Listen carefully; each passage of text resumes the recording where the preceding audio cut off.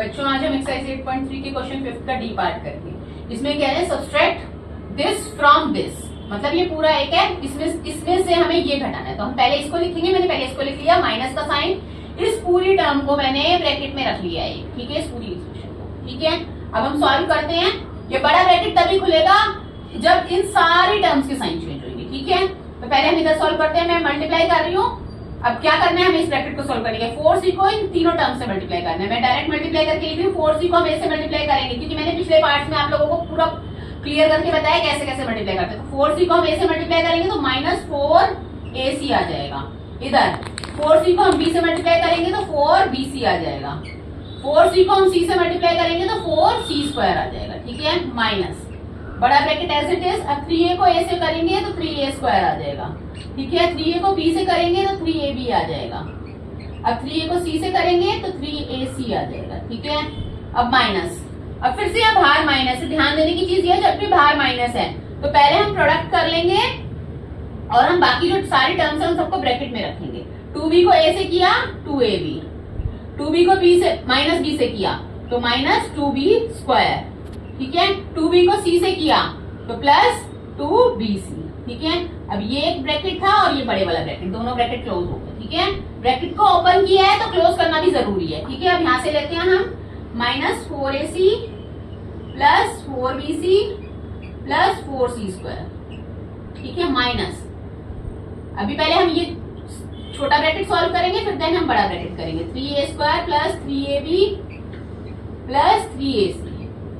अब इसको सॉल्व करने के लिए माइनस का साइन है बाहर तो सारे टर्म्स के sign change, -2ab plus minus plus तो +2b² और ये माइनस प्लस माइनस तो -2bc, ठीक है।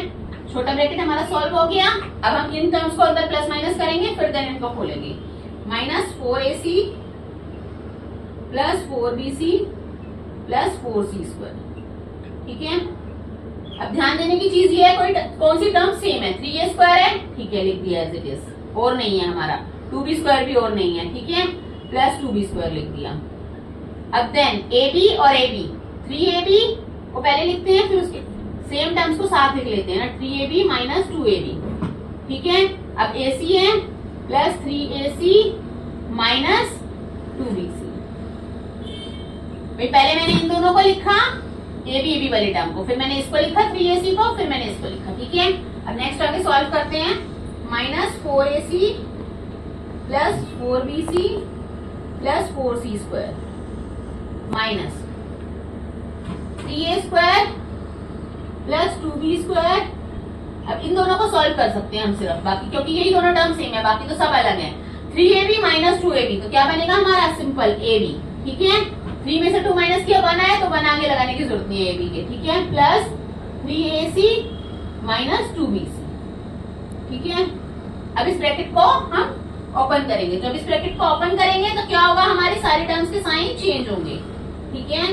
4bc + 4c² -3a² - 2b² -ab - 3ac और +2bc। ये मैंने बताया हुआ है पहले भी, साइन क्यों चेंज होंगे आप देख सकते हैं मेरी प्रीवियस वीडियोस में भी, ठीक है। अब सेम टर्म्स देखनी है हमें, पहले हम स्क्वायर वाली टर्म लिख लेते हैं, -3a² और कहीं नहीं है तो हमने लिख दिया, b² भी और कहीं नहीं है, -2b²। उसके बाद c² + 4c², ठीक है।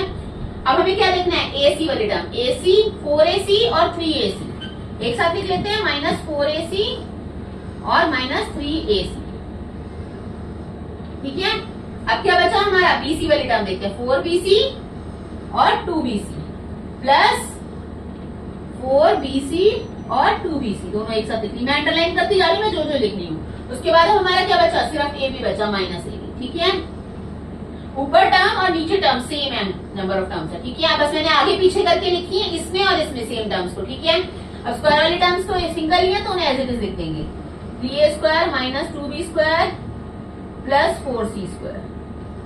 अब ac दो बार है तो दोनों माइनस के, -4ac - 3ac तो क्या आएगा, माइनस प्लस होगा, 4 + 3 7, साइन किसका आएगा, माइनस का, तो -7ac। अब आगे ये दोनों टर्म हमारी सेम है, इनके वेरिएबल सेम है ना, bc bc, तो ये दोनों आपस में प्लस हो जाएंगी।